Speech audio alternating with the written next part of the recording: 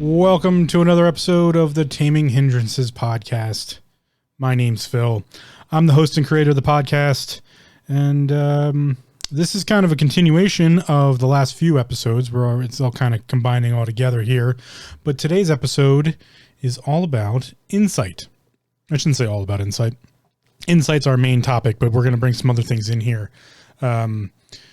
We talked about intuition, we talked about instinct, and now we're going to get into insight because I think they all kind of go together. This whole process that I'm on right now is an adventure in trying to figure out what spirituality is.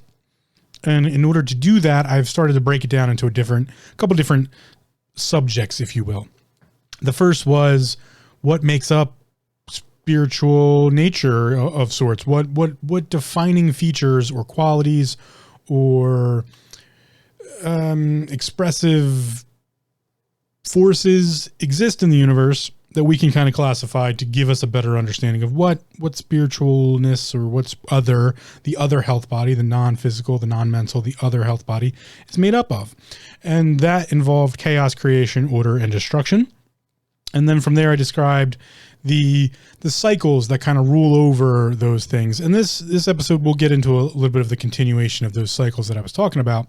But then we talked about, some things that might be processes in which occur or are experienced specifically that have to do with what the senses of the other health body are. What are the senses of spiritual nature? Our physical forms have these senses, sight, touch, smell, hearing. We have these senses we use regularly to experience the world around us, the physical, the material. What would that look like in the opposite, in the other, in the spiritual? What are those senses? What are they like? Are they the same senses differently? I don't think so. That's certainly a possibility. It's not something I've really kind of delved into in that regard, but what I have been looking at is the physical manifestation of what I believe to be the spiritual senses. And those senses have to do with the representation of our physical senses, such as touch or feeling, and how someone experiencing intuition might get the goosebumps, or the erector pili muscles on the skin might tense up and give us that goosebumps, or we might get the the cool shivery feeling down the spine. Someone who's having an instinctual sense may get that that heightened sense of awareness that comes with a little bit of like a tingly feeling, or those types of things, or maybe like a gut feeling that that kind of that what is this gut feeling I'm having? That's instinctual by nature. And these are the representations in the physical form. This is the representation of the spiritual senses, but we don't feel them spiritually because a lot of us, specifically me, I can't really speak for everyone, but I think a lot of people, we don't have so much of a great understanding of what these spiritual senses actually feel like on the spiritual side. Instead, we feel them physically. And we do this naturally. It's like a natural learning process, and we don't always pay attention to it. So I think one of the other things we don't pay attention to quite often is insight. And I believe insight to be another one of these spiritual senses I've been talking about. I honestly don't know how many there are. So far, I've kind of picked out intuition, instinct, and now I'm really looking at insight, because I think insight gives us a broader, or maybe not so much broader, but it gives us a more, broader. It gives us a broader understanding of maybe what these processes of spiritual senses manifest as, or ways in which we can kind of grasp onto, like, oh, that's a little bit more of a spiritual nature. Okay, that's a little bit different than the physical form. I'm just feeling it physically, but it really has something to do with this spiritual side of things. And then to that degree, or really on that angle, is the expression of insight that we use already in things that are spiritual by nature, that we, sometimes throw off to the side, or we consider woo-woo, or not everybody partakes in. So let's start with how I usually start things, and I'm sure people might be getting tired of it at this point, but I like the methodology here, and I'm going to continue with it. So Merriam-Webster's dictionary, the definition for insight. There's two. We're going to start with the first one. It's considered a noun, and the first definition is the power or act of seeing into a situation. The power or act of seeing into a situation. Great. Number two here, the act or result of apprehending the inner nature of things or of seeing intuitively. Oh, here we go. So we talked about intuition at length 2 episodes ago. Insight here is, by definition, Merriam-Webster's, the act or result of apprehending the inner nature of something, nature of things, or seeing intuitively. So it is the sight. If we talk about the sense of, we have the sense of sight, ocular, intake of information, and then our ocular filters and our brain figure out like, oh, this is what I'm actually seeing. This is a table. This is a microphone. This is a car. This is traffic, trees, birds, all sorts of things. So seeing intuitively would be a pretty solid understanding or a pretty solid definition of a spiritual sense. Known as insight. To see into something, to see the inner nature of something, to have an understanding of the situation at whole, which has a lot to do with instincts as well. So it's almost like intuition, instinct, insight all correlate in some way to our physical senses. And insight here would be this sight sense, the to see something. So on that vein, I'd like to move on, instead of delving too far into insight just right now, into I don't know if I want to call this a profession or a standing group of abilities. I'm not sure quite how to group all this together, but the word I want to look at is divination. Divination, the noun, by Merriam-Webster's dictionary. The art or practice that seeks to foresee or foretell future events or discover hidden knowledge, usually by the interpretation of omens or by the aid of supernatural powers. The art or practice that seeks to foresee or foretell future events or discover hidden knowledge, usually by the interpretation of omens or by the aid of supernatural powers. That's a pretty mouthy definition, if I do say so myself. Let's look at definition number 2. Definition number 2 for divination: unusual insight, intuitive perception. Aha. So divination is the act of using one's insight or using one's intuitive perception, one's intuitive sight, if you will. So divination, to divine, is something we practice as humans for a very long time. In fact, if we go and, we follow the histories of humanity, we will find some sort of divination practice, some sort of art to divine something. A lot of these are known as the mancies. I've mentioned that before. Something like cartomancy. Cartomancy is more formally known as tarot. There are geomancies. There's astromancy, which we commonly refer to as astrology. There's all sorts of different mancies out there, and mancies are acts of divination. There's tea-mancy. I forget what the actual correct term for that is, but there's tea divining, to look at the tea leaves. Almost every ancient culture had some methodology. There was some sort of individual in the group that practiced these mancies. One specific mancy, I don't remember the mancy name for it, but the name it's most commonly referred to as is water divining. And water divining was a very important thing to have in budding cultures, in budding civilizations. A water diviner was an individual who could take a forked stick, or more later on, 2 copper rods, and walk across the earth, the soil, the land, and find underground waterways. Or beyond that, also to find rivers and streams in the vicinity of the location. A water diviner is not able to do that. I find it's actually pretty common that most people can pick up water divining very easily. I myself have actually experienced what water divining is like. I actually own 2 copper, divining rods, and I've taken them out and I've found water sources with them. It's very interesting practice. It's one of those things that it's like a good gateway. It's a really good, this is woo woo. This is crazy. This is ridiculous. What are you talking about? And then you give it to someone and you actually let them go try it. And it's fun and kind of silly to begin with, but then there's always this kind of realization of, whoa, this is kind of actually working. It might not be 100%, but it kind of works. And I've really never really found anyone who couldn't, other than those individuals who are like, this is ridiculous. And, they give up very quickly. People who stick with it and try it out, I tend to find that they go, oh, you know what? This is kind of crazy, but this kind of works. And then there's more to that.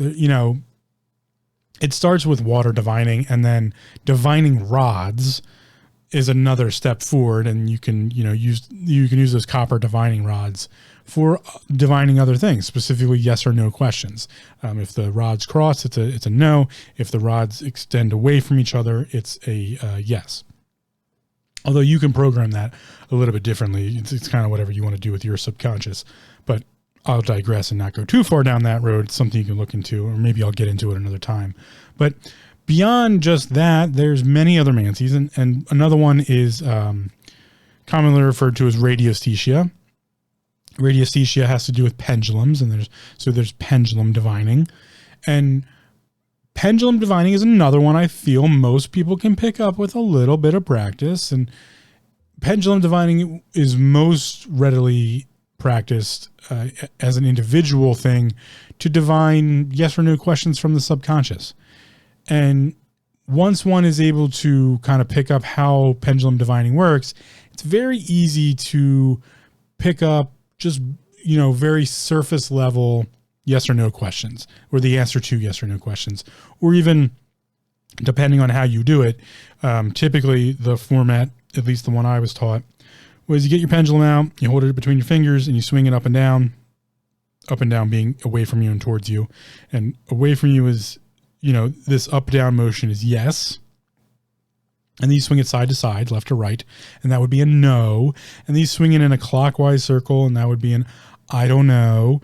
And then you swing it in a counterclockwise circle, and you say, I don't want to say. And those are the answers that the pendulum can give you. And you do that a couple of times, and you kind of train yourself to be like, oh yeah, this is how this will move to answer this way. Some just do the yes or no. That's an easier methodology, is just to go yes and no. But you'll find if you don't want to say something, it'll start spinning in that clockwise because it doesn't want to give you an answer. And you can ask yourself questions. And one of the easiest things to do is just confirm what your name is, or confirm that you like something. And if you stay relaxed, the key is to stay relaxed and just let the pendulum move. You'll find that, hey, this is kind of weird, but it's giving me answers that, yeah, I mean, I know the answer to that question, but yeah, it is a yes. And then if you're like, your name's Susie, and you're like, is my name Dave? And it goes no, and you're like, okay, all right, well, that's kind of interesting. It's just kind of a fun, interesting practice to experience these things known as divination. And we've, again, practiced divination for the history of humanity. Most wise, witch doctors or the seer of the community, these are all diviners in some way, and everyone practices their own divination methods. From divination methods, though, we need to talk about something else. And I might come back to divining, but we need to talk about another practice that everyone does, or at least most children will do without being told how to. Most children will practice this next thing we're going to talk about with no formal education on it whatsoever. No leading to it, no nothing. They will just practice it. It's a natural, inherent skill of humanity. I would call it an instinct. I would call it the practice of spiritual senses. What I'm talking about is imagination. And I'm thinking about doing a whole episode on imagination. That might come after this episode. But for now, while we're talking about insight, I'd like to talk about what imagination looks like. Imagination, let's start with the definition. Let's start that. So the definition, Merriam-Webster's dictionary, it's a noun. The definition of imagination: the act or power of forming a mental image of something not present to the senses or never before wholly perceived in reality. I think I'm going to leave it top level there. I think that kind of sums up what we're dealing here with insight. The act or power of forming a mental image of something not present to the senses or never before wholly perceived in reality. Now, I will rant probably on imagination in full in a coming episode, but for now, forgive me this soapbox for a second. The act of imagination has quickly been stripped from humanity as a whole in today's modern society. We often, in my personal opinion, leave imagination up to those quote unquote creatives or those quote unquote artistic individuals. And I think that's a falsity. And I think it's a problem to give that connotation that for someone to be imaginative, they must be a producer of something. And in fact, they don't need to be. They don't need to be an author. They don't need to be an artist. They don't need to be a singer. They don't need to be a songwriter, a dancer. They don't need to be a performing arts individual. They need to do nothing that involves the creative arts to be imaginative. Those individuals who are more creatively imaginative than others may, in fact, be someone in the creative arts community, but it does not mean that is a requirement for imagination. In fact, again, I believe it is an inherent ability to all conscious humans to practice imagination, to dream, if you will. And the act of imagination is really, in my personal opinion, the act of simulation, to simulate something. And in fact, a lot of people do this. Even the most rationally and reasonably minded of our culture, of our society, do this. I know this because I am one of those individuals. I can't just close my eyes and come up with brilliant pictures and scenes and imagery. I can if maybe if I focus a little bit more, or if I'm dreaming. And it's something I've tried to practice more throughout my life, but inherently, I'm not in my current age set, in my current last couple years of life, not an imaginative individual. I can come up with whimsical ideas and these types of things, and I do like to come up with stories, but I am more rationally, more reasonably minded.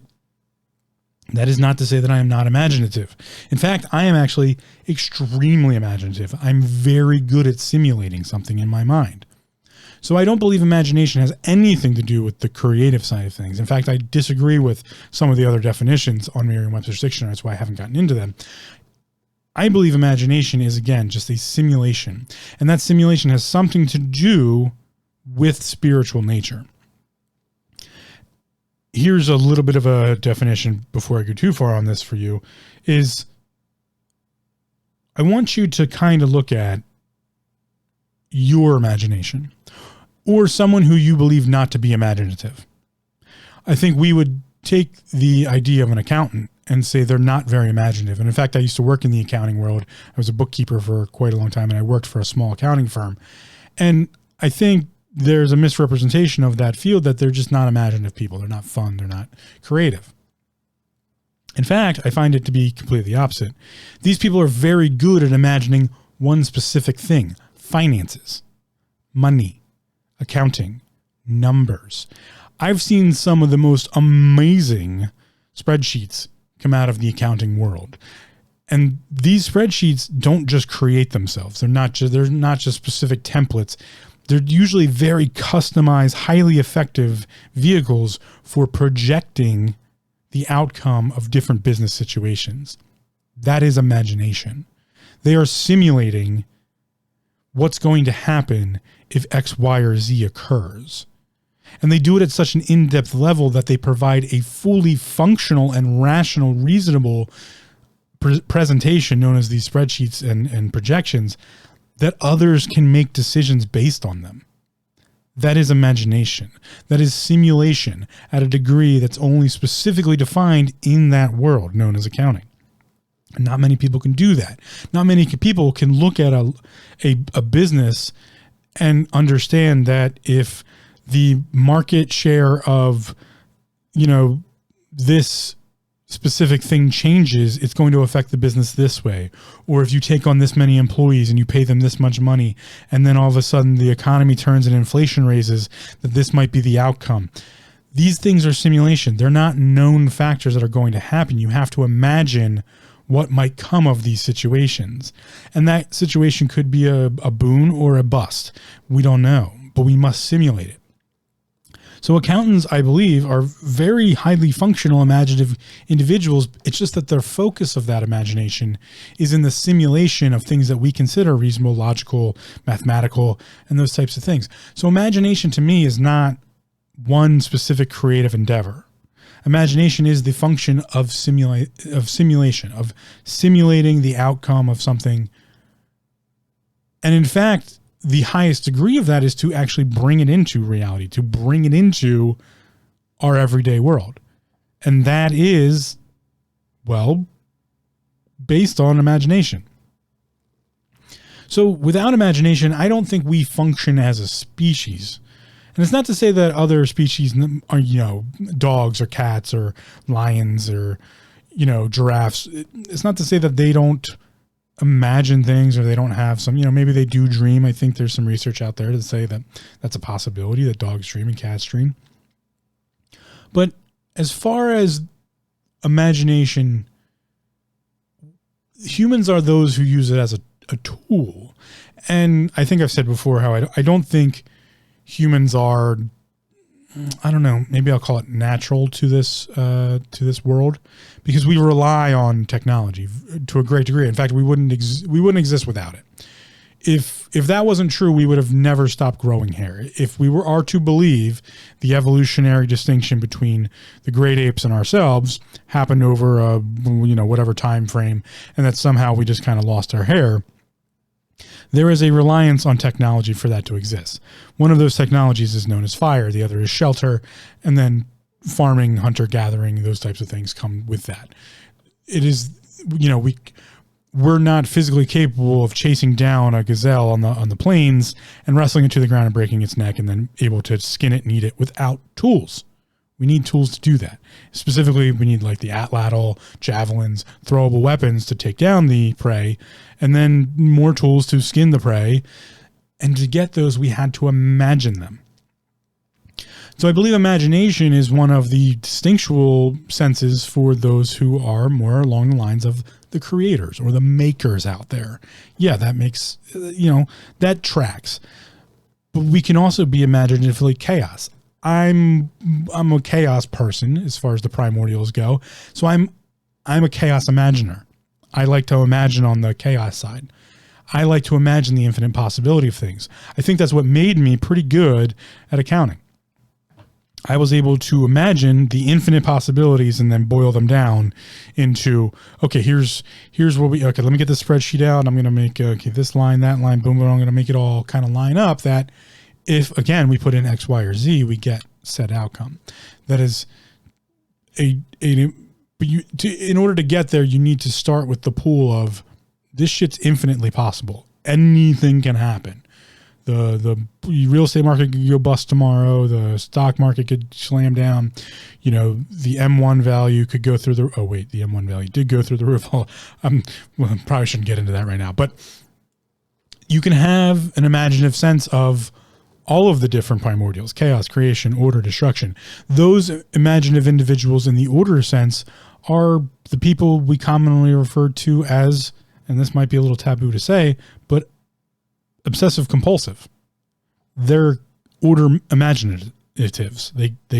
They understand the function of order, and to such a great degree that they are constantly in a recessive loop of imagining it, so they need to bring that into reality. Those in the destructive sense are, our pyrotechnics and, people who like to see the destruction of things. It's not to say that they specifically seek it out, but they can imagine it to a greater degree. So again, imagination, I don't believe, is stuck in the creative realm of things. I believe imagination is the spiritual sense of simulation, to be able to simulate something. And that comes from a higher order. It's not just stuck in the brain, because before it gets expressed into reality, into our material world, into the materium, we had to create the function. So if it's not coming from the materium, the translation must come from somewhere else. Because the mind is the translation between the other, the spiritual body, and the physical or material body that we live in. So the act of imagination, yes, is a mental state, a conscious nature. But where all that information comes from must come from something else. And I believe that to be the spiritual side of things. So not to go too far into this realm of imagination, because I said, I probably have to talk about it at length in another episode. I believe it's part of this whole thing known as insight. And I believe insight is one of the senses specifically that comes from spirituality. And there's one more thing I want to delve into before we jump back to insight and really get into it in full function. And that's known as discernment. Because I think the proper use of insight gives us what's known as discernment. And discernment is kind of a hot topic nowadays. To be able to discern something is, something a lot of people in the metaphysics or in the woo-woo or other side of things talk about, because it's important. Because it gives us reasonable function to take what most people would consider craziness or woo-woo or out there, other, weird, metaphysic, whatever, and give it form and function to be able to show it as a plausibility.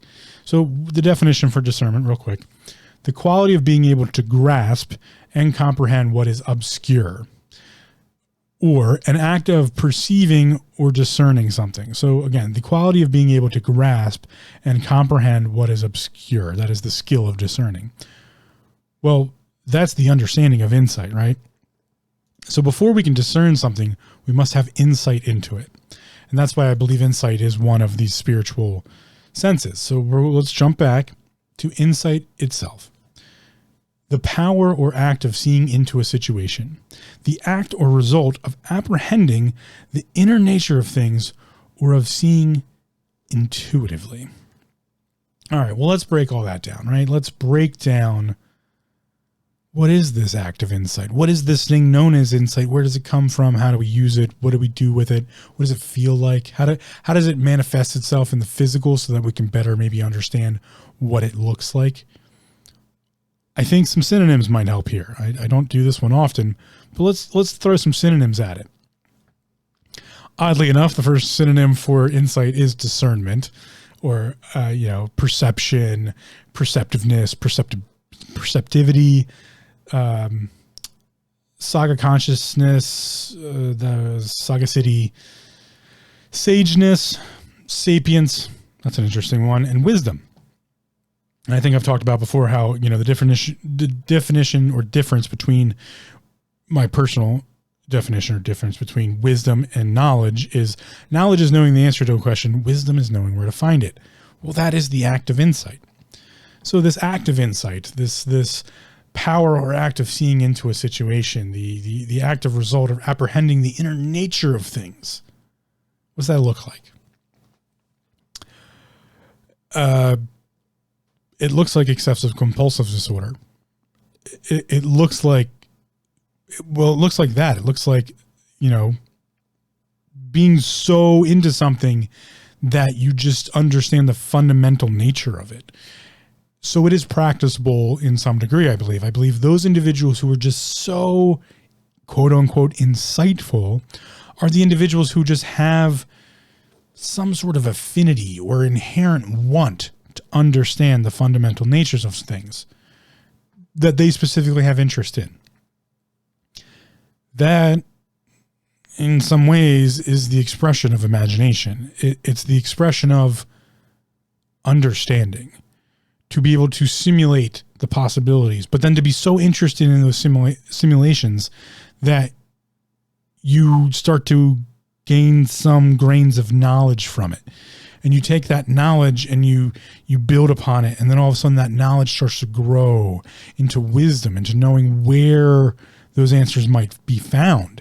Instead of knowing that, the apoptosis of a cell occurs when, blah, blah, blah, the insightful nature I have into the human body that I practice in my massage practice, knowing that, the reality of a knot is really an adhesion, and the adhesion is when the sarcomeres of the muscle actually physically adheres together, and it wears down the myofascial surrounding the myo tissue around the actual physical ATP using sarcomere production of the muscle. That goes away, and now they're adhered together. That's what an adhesion is. And then, how those adhesions might change the structural nature of the body or move things in different ways, or what certain injuries, all of that is me practicing my insight of my wisdom of the human body, my knowledge of the human body, the combination of those two things. So I think it is something that people can kind of practice, can really delve into it and get better at. But that insight comes from something else. It comes from other, spiritual. And this is what I believe is the practice of anyone who's doing something intuitively, is they are practicing other or spiritual. That's why I believe it's a sense of the spiritual. So what would that look like for insight specifically? Individuals who can just look at someone and have a empathetic feeling, or I can't think of it starts with an S. I'll remember what the word is. Sympathetic. Have an empathetic or a sympathetic feeling towards another individual who might be suffering, or even in elation. Someone who's, just so excited that you just kind of like, oh, well, that looks nice. The child who's got like the balloon at the fair, and you're like, oh, look how happy that kid is. That's great. That is an insight into another individual. You're literally having insight into what that being is feeling. And that might be empathetic or sympathetic. Insight also looks like the individual who just seems to get the situation at hand. Individuals who are really good in a I don't want to say tragic, but I guess tragic, but like not chaotic, like an accident scene. We have like EMTs and firefighters, all of these individuals in the emergency medical or emergency communities. There we go. Individuals who are just good in an emergency. They just know to watch out for other dangers. They know how to take care of people, what to do. They don't get flustered. They just kind of react to it very naturally. They have insight into emergencies. They know to expand their awareness to a degree that they kind of, one of the things you have to learn when you get into, when you start doing first aid, CPR, those types of things, where I was actually, I am first aid and CPR certified, and I have been for a very long time. And I've also taken other health classes, and that's classes specifically designed for that. But one of the first places that I ever learned about situational awareness, if you will, was from the medics, essentially, individuals who are medics in the military, and also EMTs, emergency responders, those types of people, because I was around them a lot. And one of the first things you learn is, if you can't help the situation, or you can't help the individual, you're fucking useless. So you need to protect yourself right off the bat. If the medic runs out to save an individual's life and dies on the way, now you have two dead people, two dead bodies. And now, I don't want to expand too much into the combat realm of things, but I have studied warfare. And that creates an even worse situation. Beyond the fact that now you have two hurt individuals who may die. That's tragic. But now you've created two more vectors for attack, and it gets complicated in that sense. So individuals who are trying to provide aid, not just medically, but across the board, you have to protect yourself first. Because if you can't give aid, you're really kind of useless in that situation. And not to say that's like a bad thing. One of the other things to do is the discernment of your position in the affecting situation. if you have no medical training whatsoever, and you come upon someone who needs medical aid, you have to discern the idea or have the insight into the situation, have the insight into yourself of what you should do. Should you try to provide medical aid? Well, maybe there is no one else around and you're the only hope. Then yeah, absolutely. That's probably the right answer. Or maybe if you have no idea what to do, can you go get help? That's something to discern. Oh, okay. The right thing to do is, so in the physical world, this idea of insight, it produces these groups or classes or sets of individuals who are very good at having insight and knowing what to do, essentially, in certain situations. I would define that a little bit as wisdom. Insight provides wisdom. It's knowing where to find the answer, right? And that answer might be, oh, call 911 or go Lassie, go get, someone to help us, that kind of deal. Not that I really watched Lassie as a kid, but anyway, that is the act of using insight, but insight provides wisdom into the situation. And again, we have to or at least I have to look at this from the physical manifestation of this, the material world and what that looks like. So that being said, what might be the insights, or how is insight used as a spiritual sense? I'm a little stuck on that one, to be completely honest. I'm a little stuck at what insight looks like from the spiritual side of things. It might be that insight is just the specific sense of instinctual insight, instinctual knowledge or wisdom-bearing ideas. But I believe also insight has something to do with what we commonly refer to in the metaphysics world as the third eye. And bear with me here. I'm gonna hopefully lay it out. If we look at the anatomy and physiology of what the third eye is in an actual physical form of the human body, most people would agree it's there. It's the pineal gland, or pineal gland. Some people say it differently. Pineal. The pineal gland is kind of the third eye of the body for this reason. Just like your eye has rods and cones, so does the pineal gland. The pineal gland has rods and cones, which means it is capable of seeing light, because that's what rods and cones do. They pick up the differentiations of the light spectrum that is seeable to the human eye, or visually representable to the human eye. That being said, the pineal gland has no external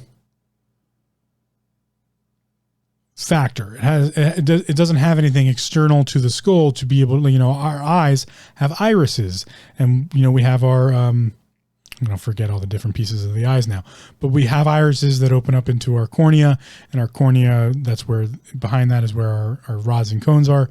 So we can take in external light and discern it, figure it out.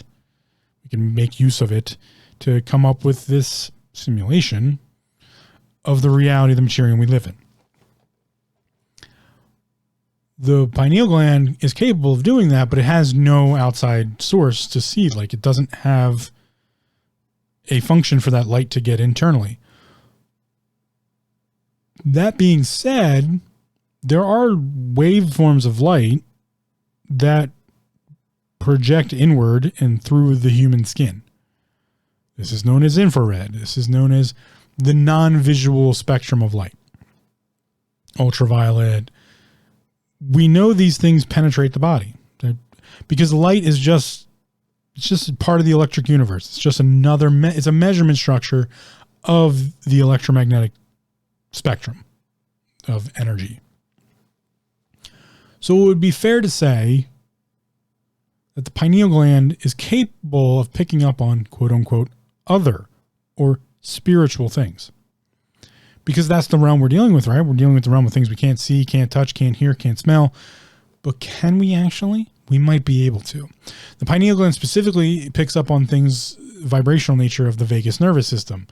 And what this all culminates into is that it's quite possible that the human body has a specific organ in it to help with what's known as quote unquote insight, to help actually see into the situation things that we don't use in the physical sense of sight, of hearing, of sound, taste, smell. It's literally picking up on things that we don't really even bother with on a regular basis. It's a possibility that that organ exists in us, that our pineal gland is specifically designed to do that. Well, what would this really mean then? It would really mean, if we're, okay, we're grasping a little bit here, but it would really mean that our bodies have physical function to better translate spiritual or other nature. That our bodies were actually designed from the very beginning to be able to understand these things. So much so that the induction of consciousness is the methodology to give us that understanding. That our minds, our mental bodies, what I call depression, that mental body we live inside of, was specifically designed to better understand other or spiritual. Because beyond our physical senses that our physical self deals with, we're given a whole set of other organs and sensory apparatus or apparati that deal with the things that we can't see, can't understand, or don't know about. And in that line, there are the coordination of extrasensory or other senses that have physical manifestation. We've talked about the goosebumps, the shivering down the spine, the gut feeling. So if those are intuition and instinct and maybe some other things, what might insight really be? Could it be a pressure in the middle of the forehead, specifically where the pineal gland would be looking or would be, picking up information from? Actually, right between the eyes, kind of in between the eyebrows, where we quote unquote say the third eye is. That's possible. In fact, I believe it's possible to activate it. And I've been working on methodology in which to do that. One of those is you can split your focus between your eyes. You can focus with your left eye. You can focus with your right eye. And in doing so, you might see a refractory image. Some people say seeing double when we spin from one side to the other side. When we go from the left eye to the right eye, or the right eye to the left eye, it's possible by unfocusing, we can see double. And what that double is you actually focusing with both eyes at the same time.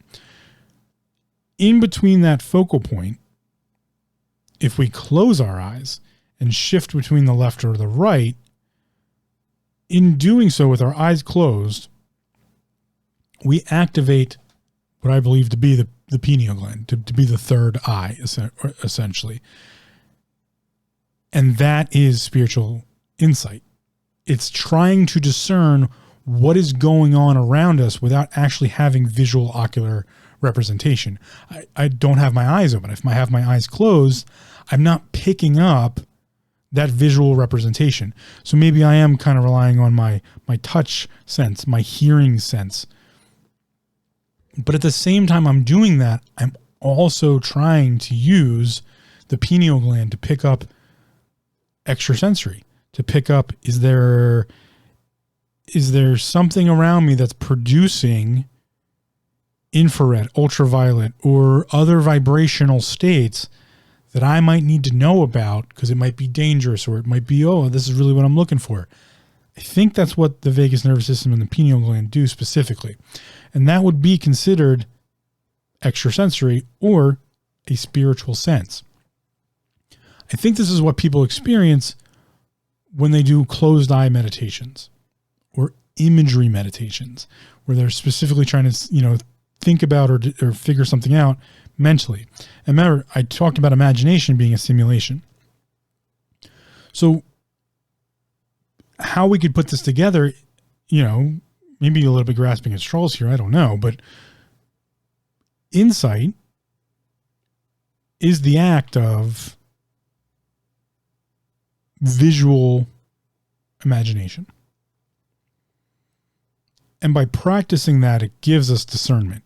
It gives us understanding of situations that we might not be involved in, but could easily figure out. We do this every time we're on the phone. I feel like oftentimes individuals are on the phone, and when you're talking to somebody else but you're not around them, you may imagine what they're doing, what they look like. They might be just trying to describe something to you and you're trying to mentally picture it, right? This is the action of insight. We're trying to put ourselves in place of the situation by not actually being there. And the visual cortex isn't picking up the information we're thinking about because we're doodling on a piece of paper, or we're staring off in the distance, or maybe we've closed our eyes to better use that imaginatory function, that better use that simulation function. And in doing so, we're practicing insight. We are trying to understand a situation we aren't a part of physically. We're going back to the definition here. The power or act of seeing into a situation.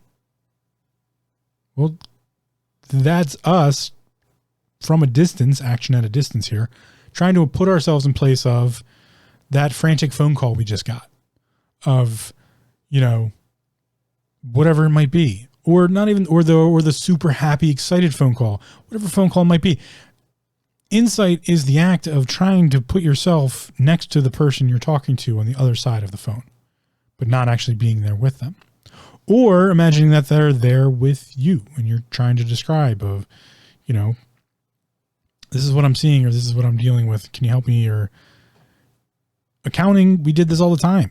Every time the phone would ring, it's someone with an accounting question, and you have to kind of do this imaginatory process of like, okay, what are they telling me? Let me pull out the facts. Let me, put it together. Let me get all right, well, what's your tax situation looking like? Okay. What kind of income? Yep. Awesome. And then they tell you they bought this house, and you start picturing this house in your head.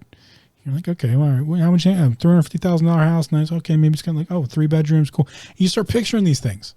Okay. And then you're like, oh, well, I know you work from home. Do you have a home office? Cause that's a part of a tax write-off. Okay. Like, how much square footage do you think? You can only write off this much, and then so now all of a sudden you're picturing a little, office in their house, and then and you almost like section it off, and you're like, all right, well, that's red zone. We're gonna pull some of that aside because part of the cost for that is going to go towards their office, and we're going to write some of that off. And you even do it with their businesses. With all right, oh, you opened up, I don't know, you're selling ice cream or something. I don't know, but you kind of imagine these things into existence. But you're not there. We very rarely go on site with, most clients nowadays. They just call you and they kind of reference the information to you, and then you put it together. I'm going to make a giant leap here, and I want you to stay with me. Isn't that the same thing as prayer? Isn't that the same function of expressing one's opinion, ideas, issues to an entity? Isn't that what prayer is? Isn't prayer kind of like a phone call? Aren't we kind of imagining the individual we might be talking to or giving, reverence to in our mind's eye? That whole saying of pictured in your mind's eye. Well, isn't that the function of insight? Isn't that a sense of the spiritual? So I don't think it's a far leap to make in my personal world here to say that prayer is a function of insight. And maybe some other things, but the act of it is kind of like that phone call. It's kind of like, you're picturing the situation, but also picturing the individual you might be talking to. And in doing so, you're having this imaginative function. And remember, imagination is a function of the human mind to translate between the physical and the other. So it works both ways. fact, we're really good at imagining from the physical, not so much from the other. There are those, yes, creatives out there who are very good at just imagining fantastical things like orcs and goblins and high elves and fantastical magical locations with, you know, towering spires that float from the ground and floating mountains and islands. And then, you know, the sci-fi of what would happen if we had spaceships. And yes, there are those individuals out there. They tell fantastical stories and we need them in society. But there's also just the normal imagination of like, what's going on? What's happening? And we typically use our physical references for that. That's why in dreams we commonly use things we've seen or experienced, because our mind can rationalize those and make use of them to the conscious from the subconscious. So, in my personal opinion, that act of prayer that a lot of spiritual people, specifically in religions, practice is kind of like that phone call. You're kind of using your imagination to not make it up. I'm not saying that. What I'm saying is you're using your imagination to give credence to what's happening. And there can be that uplifting idea of taking the weight of something unbearable and producing it to an entity or a spiritual being and to say, you fucking deal with it. Or can you help me deal with this? And in doing so, you imagine the response, do you not? Is that not a function of it, to imagine the back and forth? You know, if you're going to pray to your God, are you not imagining what their response would be? And somewhere in there, could it not be said that there might be this action of insight, which is a sense of the spiritual nature, which gives you the discernment of what should be done? How you should deal with this? And wouldn't that be classified as a miracle? That you could openly share to the universe or your entity, whatever you want to call it, all of the fucking terrible shit that you have to deal with on a regular basis. And somehow out of all of that, just fucking terribleness, comes this idea of how to make it a little bit better. Or how to get out of the financial situation you're stuck in, how to find a better home, where you might look for a better job, where you might find a little bit more contentness, or any one of those things and more. Infinite possibilities here. Or the pitfall you might need to worry about. Wouldn't that be miraculous? And in fact, this whole process of what we talked about earlier of divination, wouldn't that be the simulation of the processes? And somehow this amazing skill to help whittle all those possibilities down into something that's actionable and might have a greater percentage of possibility and thus provide a better chance at a better outcome. Wouldn't that be something to just dive into as humanity, that we can have these things known as divination, these processes of astrology and cartomancy, tarot reading, and, you know, spiritual mediums, and these individuals who the church has blasphemized, that the over highly rational and logical have thrown aside, but a great number of people have relied on time and time and time again to have that conversation. And just like not everyone can write an amazing book full of whimsical, fictional characters and worlds, or maybe they don't have the time to, just like that, isn't it possible that someone doesn't have the full ability to pray to their God and get the sufficient answer to help them? That they might need to have someone else guide them in that process? So I ask you, who does better in that situation? The church, or the tarot reader, or the astrology reader, or the fortune teller? It may be equal. And to each their own on that sense. I'm not saying the church is wrong. I'm saying organized religion is wrong. I'll make that distinction now because I make it in almost every episode, that I don't believe in organized religion. I believe in faith and in all these, in the belief in all these things. But isn't that just a system of finding the individual to trust with helping you with your prayers? Is the pastor, the priest, the rabbi, are they not the individuals that are supposed to be helping with that process and helping the individual better understand what's going on? To that degree, to that understanding of imagination and understanding how to imagine that on both sides, both the exhalation, the exiting of the imaginative idea to the other individual, and then the response that might happen therefrom. Isn't that what an astrology person does? And isn't that what a medium does? Isn't that what a tarot reader does? For the individuals that have those belief structures or those understandings. And in that understanding, could it not be possible for a priest, pastor, or just a churchgoer to use those divination practices that may be available to them, such as one of the Mancies? Because they have a system they're working in, and now they're just using the insight and the nature of it through another different tool known as divination, in whatever aspect that might take on. It's the same to me in some degree. So why should we be against it? We should be very critical of it. Absolutely. There are a bunch of snake oil salespeople out there trying to tell you that them getting half naked and rolling around the grass with their dog is somehow going to be able to give them the power to be like, well, your puppy is in puppy heaven and they miss you. There's some definitely full-on bullshit artists out there. But there's definitely some very real, very capable, very highly skilled individuals out there as well.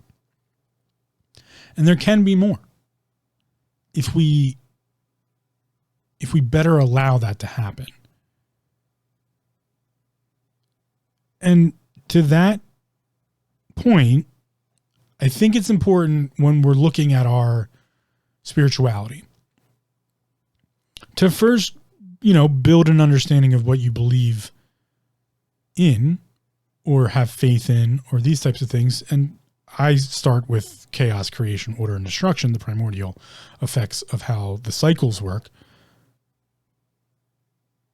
But then to also see what tools are available to you, because just like the child has no idea what touch actually is in a vernacular of I touch my hands and it makes this clapping noise. Now I have touch and sound, and that's freaking crazy. The fuck's going on there? The baby's like, oh, clapping, that's amazing. And then there's these things like known as textures on food. And you're like, you go from the banana to the ice cream, and you're like, oh, okay, there's cold in here. And there's all sorts of these senses and shit going on. The same for that is the same for what I believe these spiritual senses to be like. What is this instinctual feeling I'm having? What is this intuitive feeling I'm having? What is this insight that I'm having? This seeing of possible, things happening. What might that look like at a higher degree? Just like there's someone like myself who has I don't know if I want to call it a mastery. If I was being boastful, I might, but I'm typically more reserved. I have this ability trained to a high degree known as palpation. In fact, I believe palpation to be the most important skill any body worker can have. I can palpate the difference between different muscle tissues, between skeletal and muscular, between tendons, ligaments, muscles, between fascia, between, adhesions, what's correctly functioning. I have this ability to palpate that, which means my sense of touch in my hands in that regard is at a higher level than a layperson, someone who doesn't practice that. Well, what would that look like on the other side is what I'm getting at here. Someone who practices the ability to have insight of something may be very well capable of predicting something. to be able to predict the future or a possibility of what that future looks like. One of the hardest things to understand when learning to be more spiritual, specifically for myself, and anecdotally I find with also others that I've spoken with, is the non-100%. It's not 100%. You don't, it's not 100%.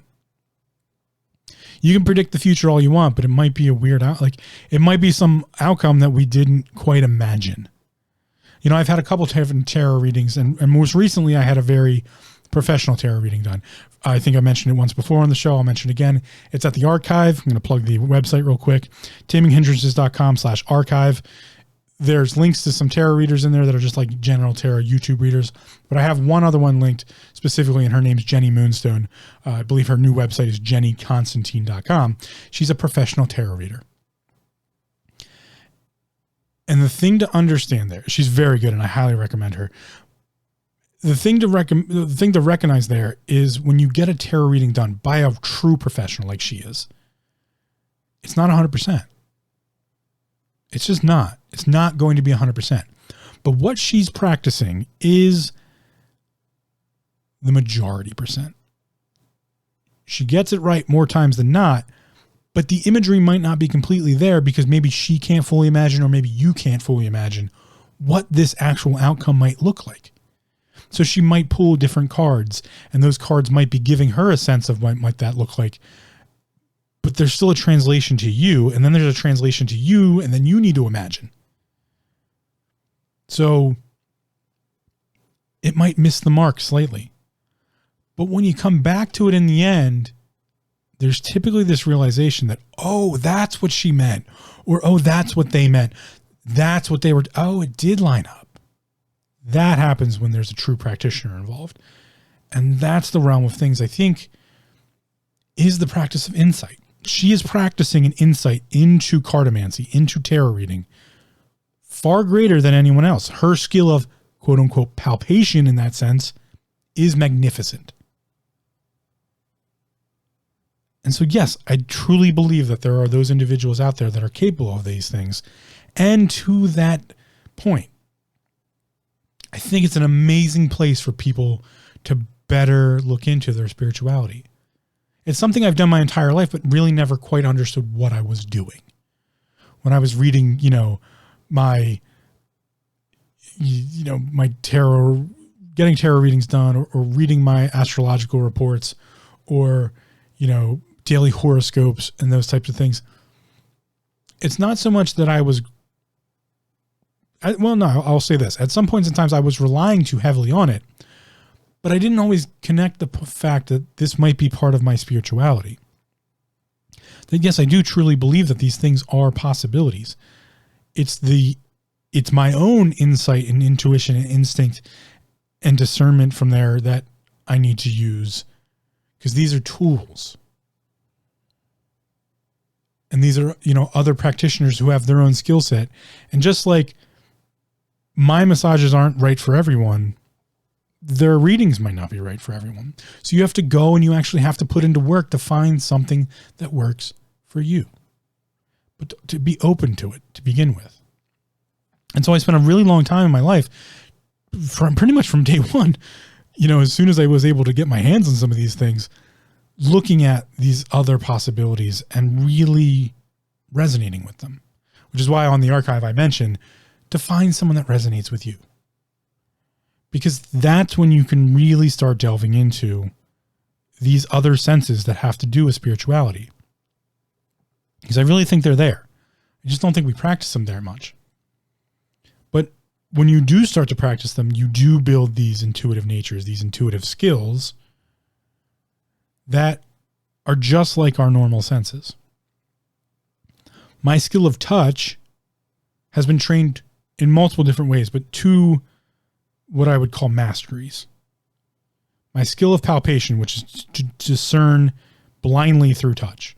Close my eyes and touch a physical body and figure out what's going on with it. To have a communicative, almost a talk with someone's physical form to figure out what's going on so I can better help them. And then the second side of that was essentially the opposite, which is my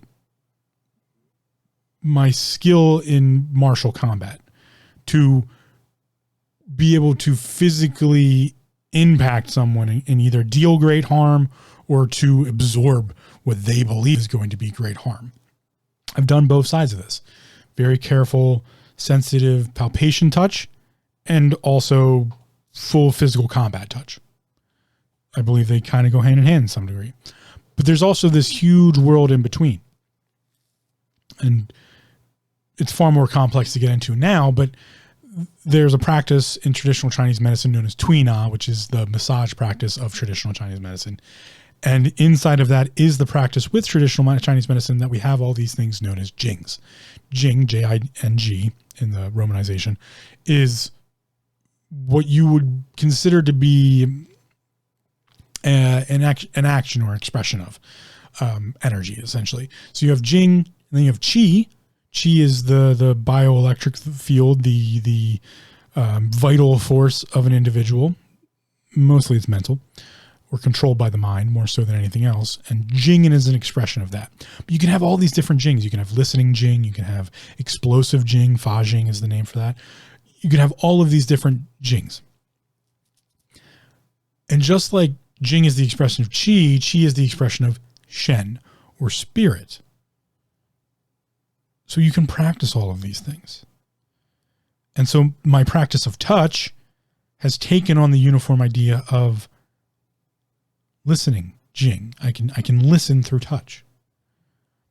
I can also cause great harm using something like Fa Jing, the explosion of touch. Martial and not martial. In that same idea, someone who practices insight through divination, maybe through tarot or divining rods or pendulum divining, any one of the Mancies, they develop that expression of Qi into a physical Jing. But it all comes from the Qi's expression of Shen. And Jing can be expressed as Qi as well. And Qi can be expressed as Shen, as spirit. So as above, so below. It goes up and down the ladder. And this is what I talk about when I talk about the physical form, the mental form, and the other form, the spiritual form. This is what the chakra system deals with. This is what the Qi system, Qi system, all of these different energy systems that we've developed in human history for healing or combat or all sorts of other things. This is what they're dealing with. I like to call it I just read the bioelectric field. I do that a lot through Qi practice because Qigong is what I practice the most of. So that's kind of where my expression comes from. But just like I can do that, and some people get crazed out, like get a little bit weirded out, that my hands might not actually be on them, but they're feeling something. The same can be expressed for someone like a Jenny Moonstone, who can just read some cards and tell you extraordinary things about you or what you might be experiencing or have experienced and those types of things. This is a very broad world that I believe not only requires, but warrants, not only warrants, but requires delving into. And it's part of understanding who we are spiritually. So from a personal perspective, to close, I'd like to go back and go through our definitions here and ask you some questions I'd like you to think about. We're talking about insight. And the definition of insight is the power or act of seeing into a situation. Are you insightful in any way? Do you have insights on things? Do you ponder? Do you sit? Do you meditate? Remember, meditation is the awareness of breath. And that comes from the word meditari, which is or meditari comes from the Hebrew words haga and hana, which mean to sigh or to murmur. And that gets expressed as to ponder and sigh, if you will. So do you have insights on things? Do you have insightful nature on certain endeavors or situations? Is there something you're insightful about? Have you tried to practice a methodology of insightfulness, be it through a Mansi or a divination factor? Have you tried that? Have you experienced someone who is very insightful that just gives great advice, those types of things? Do you practice some sort of religious insightfulness, prayer or, ritual? I'll get into it at another time, but the Wiccans are very much, in effect, doing this. They practice insightful ritual quite often. And that practice of ritual typically builds their senses in that way, or those who practice fully. We can get into that another time. But so, have you experienced insightfulness? Are you insightful? And to that degree, have you ever experienced divination? The art or practice that seeks to foresee or foretell future events, or to discover hidden knowledge, usually by the interpretations of omens or the aid of supernatural powers. Great. But the second definition here, unusual insight, intuitive perception. Have you ever just intuitively known something? Or seen someone intuitively act? Have you ever had intuitive body work done? That's my realm of things. Have you ever experienced that?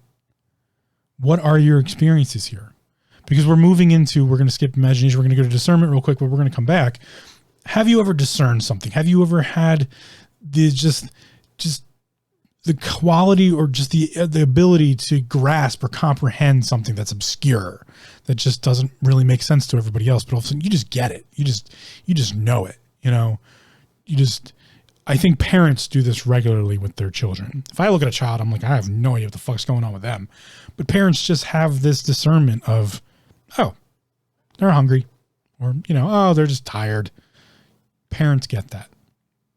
They've in fact developed that skill as a parent. So the act of perceiving or discerning something, have you done that with your dog or your cat or your pet snake or a wild animal or another human individual? Have you ever had a discerning moment? And to wrap all that together, what I believe I'll talk about next episode is almost a culmination of these last three of intuition, instinct, and insight. What's your imagination like? How often do you sit down and try to imagine things? Or have you ever looked at your dreams and, what they might mean? Some divination there. But what's your imagination look like? And remember that I don't classify imagination in the creative sense or the maker or creator realm. What is your active simulation?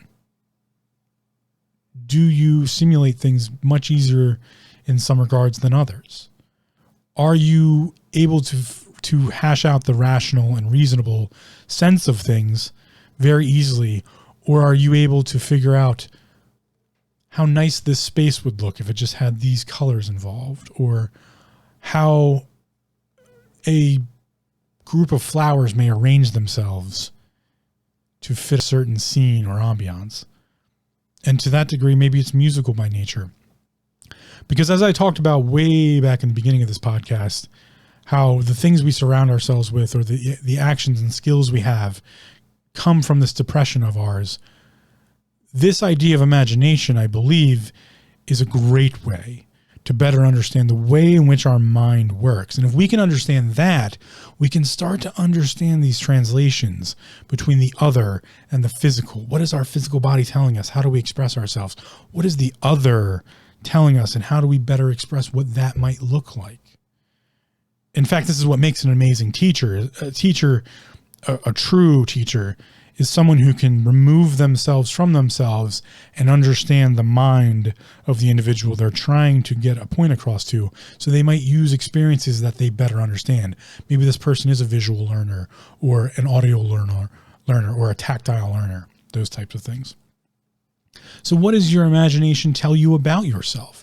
What simulations are you running? Are you, hearing the person on the other side of the phone and picturing what they're wearing or where they are or what they're feeling? Or how is your imagination functioning? What is it telling you? What insights might it be showing you? those are some questions for you to ponder, maybe meditate on, because meditation is the awareness of breath. And one of the things we can do by that is to do pondering meditations. Again, meditation, awareness of breath, just being aware of our breathing. You are then meditating. Switching over from switching into the autonomous nervous system, specifically switching over from the sympathetic to the parasympathetic. And then you can practice different types of meditation. You can practice emptiness meditation or insight meditation, insightfulness meditation. You can practice transcendental meditation. You can practice moving meditation by doing maybe something like yoga or Tai Chi. You can practice artful meditation or, the act of thinking about different artistic natures. Anything can become a meditation. So one of the meditations you can really practice is imaginative meditation or simulation meditation, and discerning through insight what that tells you about yourself. So here's a practice I'll leave you with that you might want to try out. You can sit down in a comfortable position. You can lie down. You just want to make sure you're not going to fall asleep. So if you are lying down, just make sure you bend your knees and put your feet flat on the floor, or put some sort of bolster or cushion underneath your knees so that they're not, laying flat. Maybe, don't use a pillow if you're lying down. Just let your head, lie on a hard surface to make it not uncomfortable, but again, not like we're trying to go to bed. Don't worry about sitting in some lotus position or something crazy like that. Those are physical form meditations. Just be comfortable. Start thinking about your breathing, inhaling and exhaling. And what I want you to do is I want you to count every inhale and every exhale as another number in the sequence. And what you're going to try to do is you're going to try to count to 10. This is a very, very, very basic beginner meditation.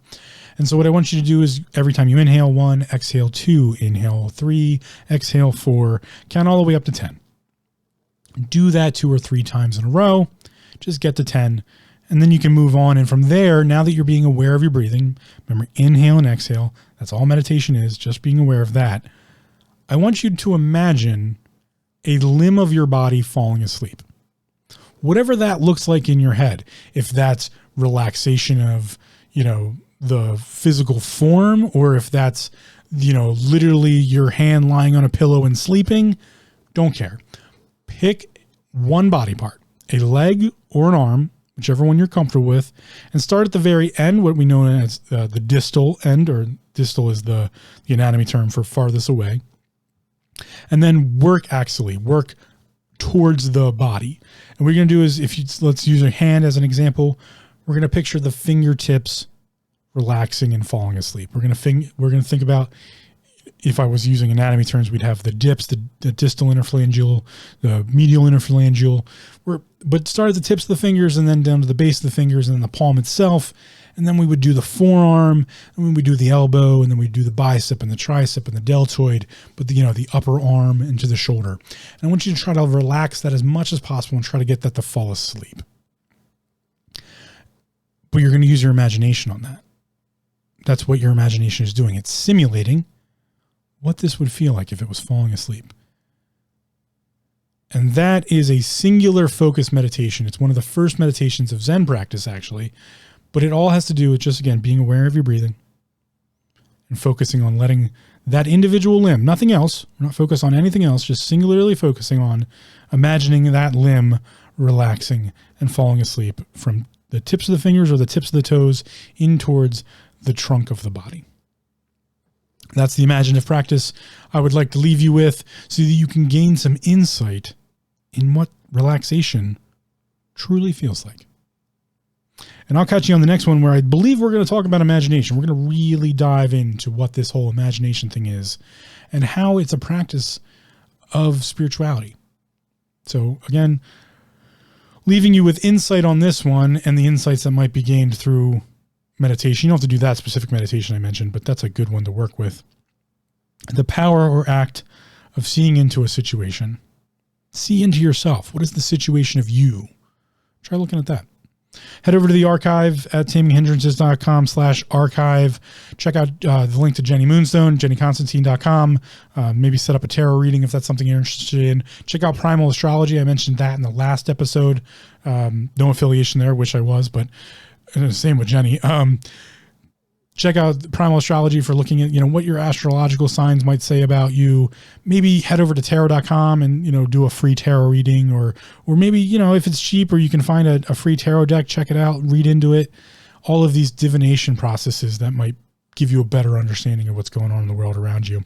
And I'll be here on the next one where we talk about imagination. Take care, and I will see you then.